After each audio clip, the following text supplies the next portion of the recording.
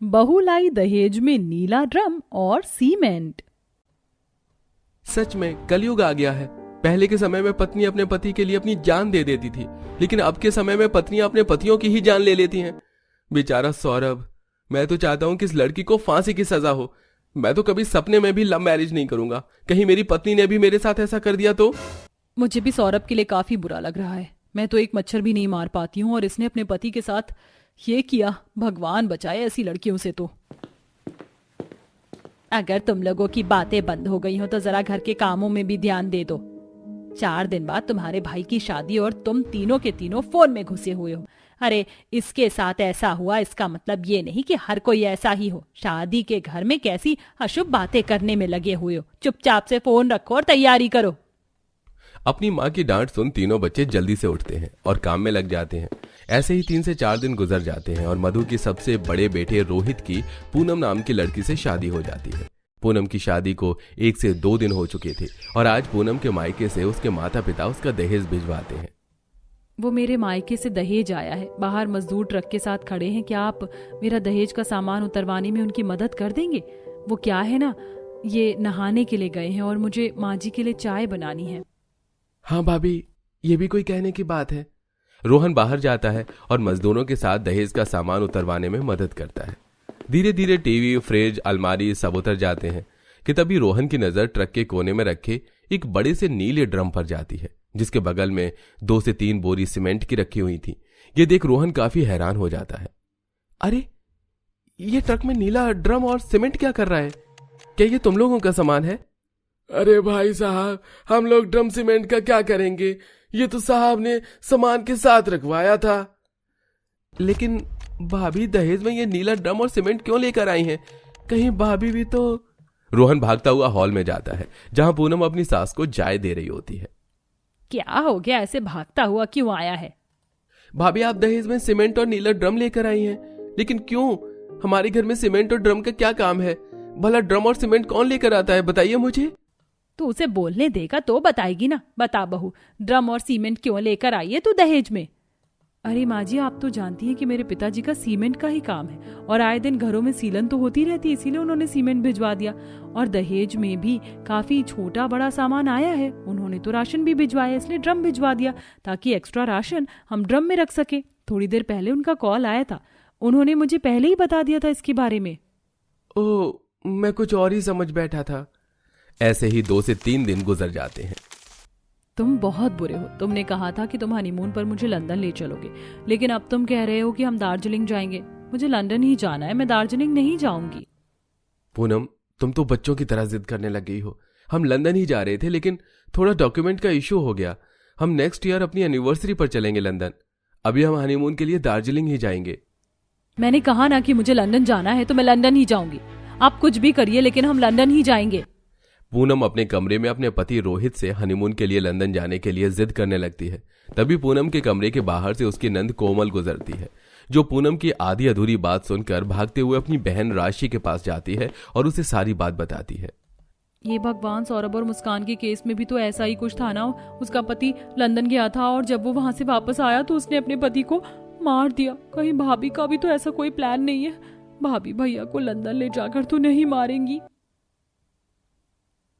मुझे भी बहुत डर लग रहा है। मुस्कान और सौरभ की तरह भैया भाभी की भी तो लव मैरिज हुई है और हमारे भैया तो कितने सीधे साधे। कहीं हमारे भैया को कुछ हो गया तो?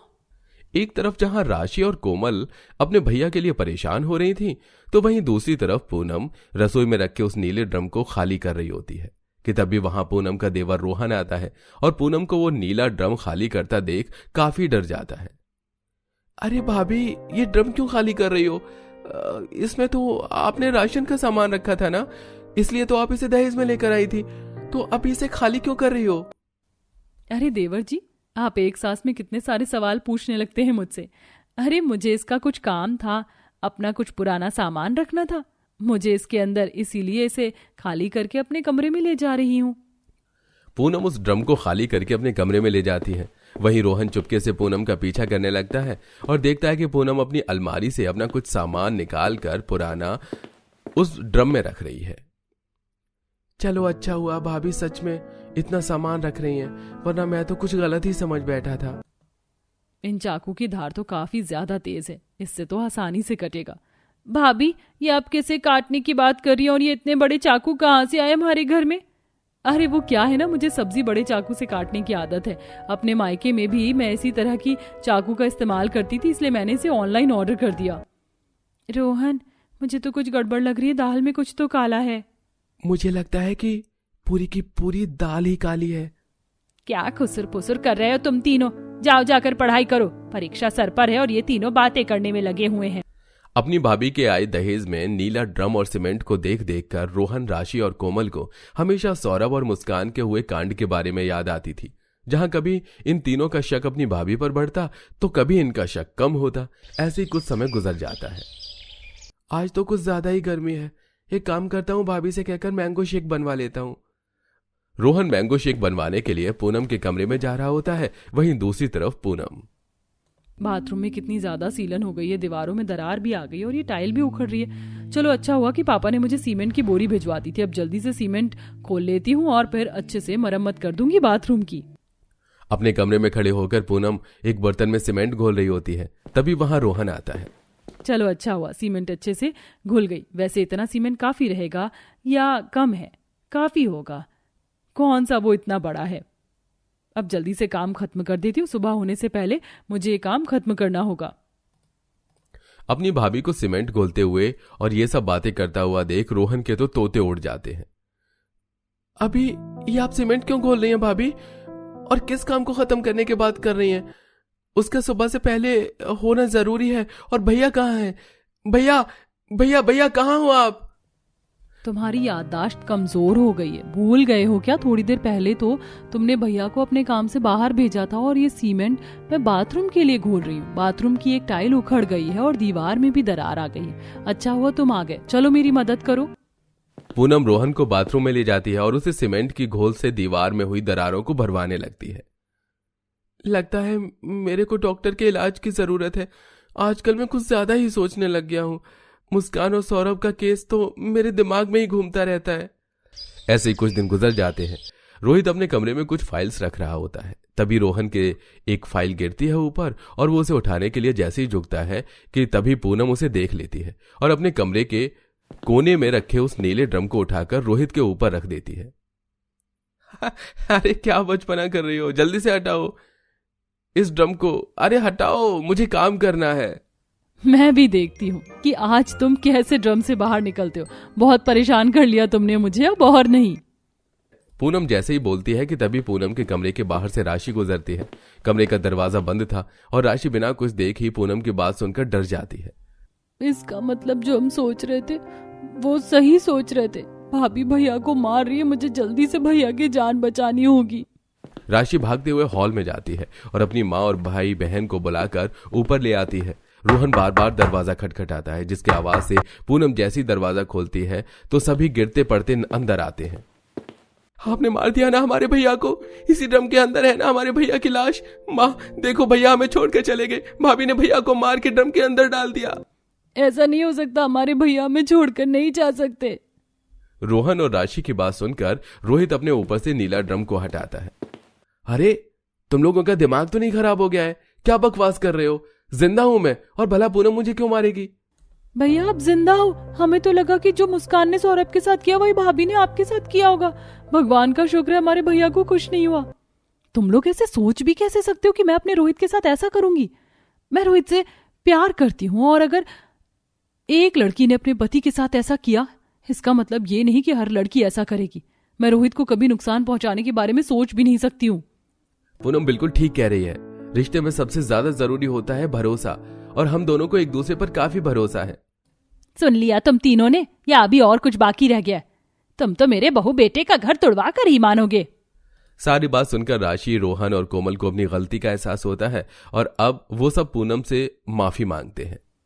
भाभी हमें माफ कर दीजिए। हर दिन हमारे फोन में ना वो वीडियो आ रही थी और आपके और भैया की भी लव मैरिज हुई थी। ऊपर से आप दहेज में नीला ड्रम और सीमेंट लेकर आई थी तो हम और ज्यादा डर गए। ऊपर से उस दिन चाकू और आपने वो नीला ड्रम भी किचन से खाली करके अपने कमरे में रख दिया था। सॉरी भाभी, अपनी गलतफहमी के चक्कर में हमने आप पर इतना शक किया। अब से हम कभी ऐसा नहीं करेंगे। रोहन, राशि और कोमल को अपनी गलती का एहसास होता देख पूनम और रोहित और माफ कर देते हैं।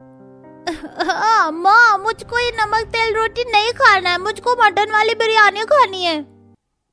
दीपांशु, अच्छे बच्चे जिद नहीं करते, चलो खा लो। बहू, अब तू बेचारे बच्चे को सूखी रोटी खिलाएगी तो थोड़ी खाएगा, सब्जी नहीं है क्या? माँ जी, आलू बैंगन की सब्जी बना रखी, मगर इस लड़के के 100 नखरे हैं। सब्जी नहीं खाएगा, घर में दूसरी सब्जी है भी नहीं कि बना दूं। ससुर जी खेत से लाएंगे तो बना दूंगी। तभी कड़ी धूप में से दोनों बाप बेटे कंधे पर सब्जियों की बोरी उठाकर खांचे के अंदर आते हैं।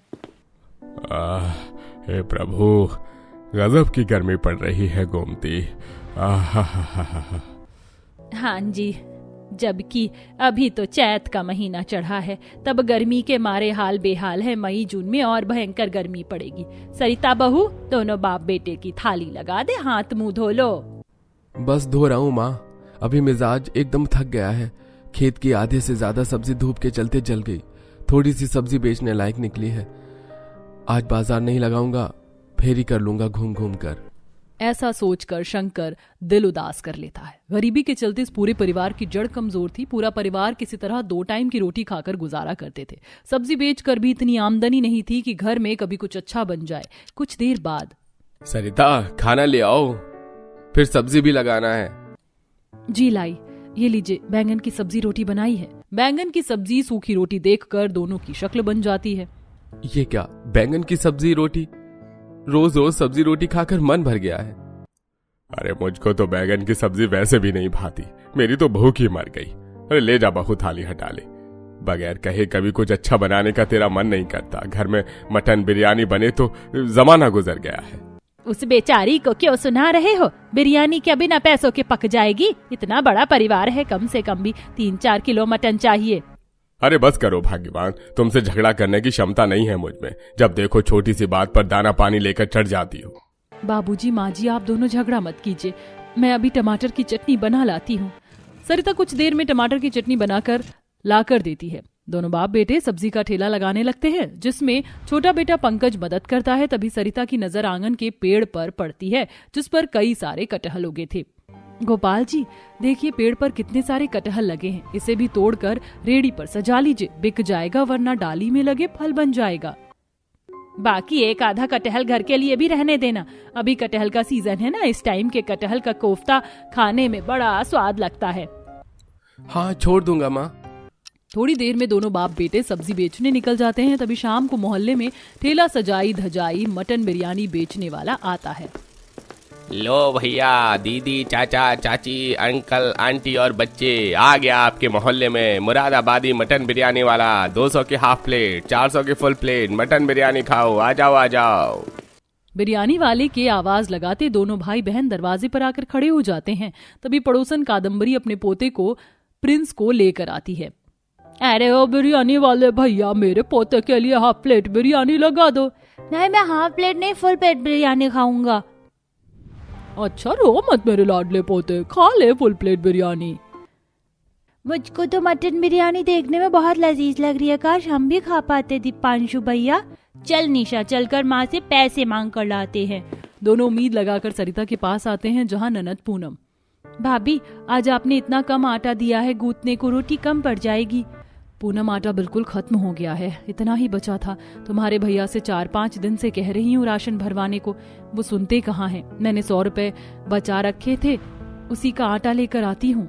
सरिता दाल के डिब्बे में से जैसे ही पैसे निकालती है तो बच्चे हाथ पकड़ कर कहते हैं, माँ, गली में बिरयानी वाले अंकल आए हैं, 100 रुपए दे दो। यहाँ घर में आटा खत्म है और तुम दोनों को बिरयानी खाने की पड़ी है। चुपचाप से जाकर पढ़ाई करो। सरिता के डांटने पर दोनों रोते हुए पढ़ने बैठ जाते हैं। रात में दोनों बाप बेटे उदास मन से लौटते हैं। पंकज, पूनम, दीपांशु, निशा, जरा आकर सब्जी उठवा दो। पूरा परिवार बाहर आके सब्जी उठवाते हैं। बस पूछ मत बेटा, इन दरोगा से गरीब रेडी पटरी वालों का कमाना खाना नहीं देखा जाता। बाजार से हमारा ठेला हटवाकर वो जगह मोमोज वाले को दे दी।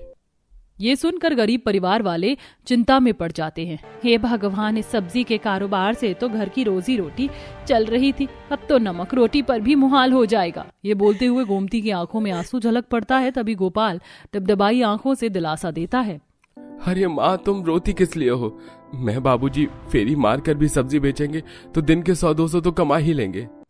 इसी तरह गरीबी में गरीब ससुराल वाले का संघर्ष जारी था।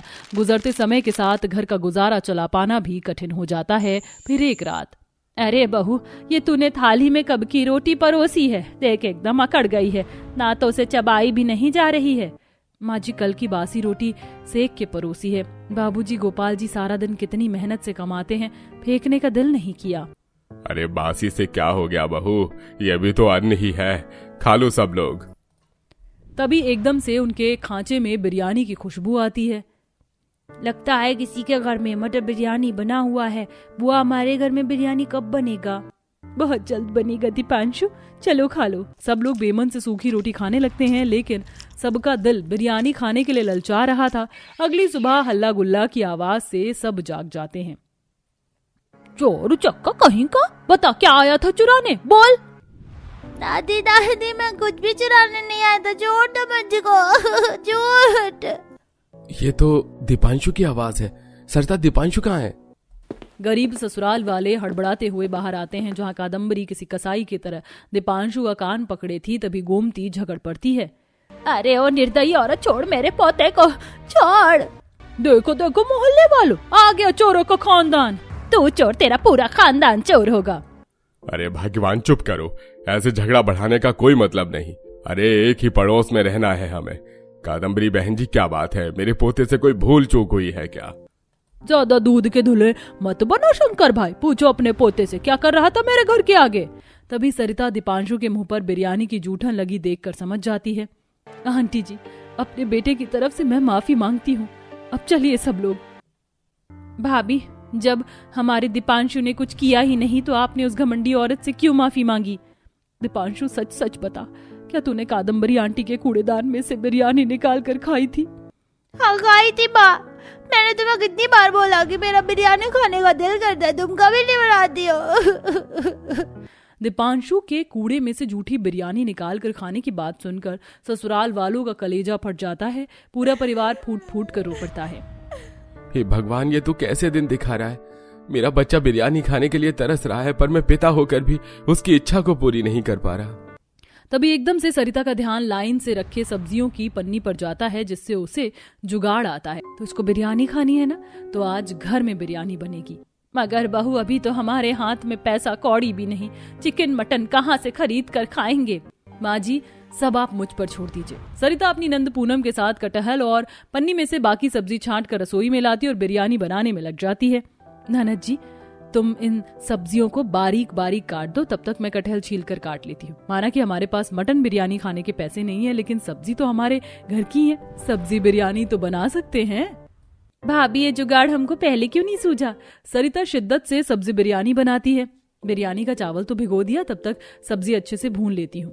पूनम, तुम जरा ये खड़े मसाले सिलबट्टे पर पीस दो। जी भाभी। थोड़ी देर में सब्जी बिरयानी की स्वादिष्ट खुशबू पूरे घर में फैल जाती है। इधर पूरा परिवार मन में दिलासा लगाए हुए बिरयानी का इंतजार कर रहे थे कि कुछ देर बाद गर्मा गर्म सब्जी बिरयानी पेश है, लीजिए सब लोग खाइए। वाह भाई वाह, कितनी बढ़िया सब्जी बिरयानी की खुशबू आ रही है। मेरा तो मन प्रसन्न हो गया, आज तो पेट भर कर खाऊंगा। जैसे ही गरीब ससुराल वाले एक और सब्जी बिरयानी खाते हैं तो उनकी आंखों में खुशी के आंसू निकल पड़ते हैं। क्या हुआ माँ जी, बाबूजी, आप दोनों रो क्यों रहे हैं? बिरयानी में मिर्ची ज्यादा हो गई है क्या? नहीं बहू, हमने तो जीवन में कभी भी इतनी स्वादिष्ट सब्जी बिरयानी नहीं खाई थी। तूने तो सच में होटल फेल कर दिया।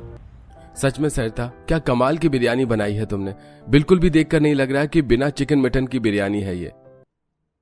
अरे भैया, ये कटहल के पीस खाकर मुझको तो चिकन के पीस का टेस्ट आ रहा है। भाभी, अब तो आप कमर कस लो, क्योंकि सप्ताह में 1-2 बार तो हम आपके हाथ की सब्जी बिरयानी जरूर से जरूर खाएंगे। जी जरूर पंकज भैया। सब्जी बिरयानी खाकर अपने ससुराल वालों का खुशी से खिलखिलाता चेहरा देखकर सरिता की सूरत पर एक बड़ा संतोष दिखाई पड़ रहा था। पूरा ससुराल सलाह मशवरा करते हैं, जिसके बाद सरिता घर के आगे ही सब्जी बिरयानी का ठेला शुरू करती है, जो कि अच्छा खासा चल पड़ता है।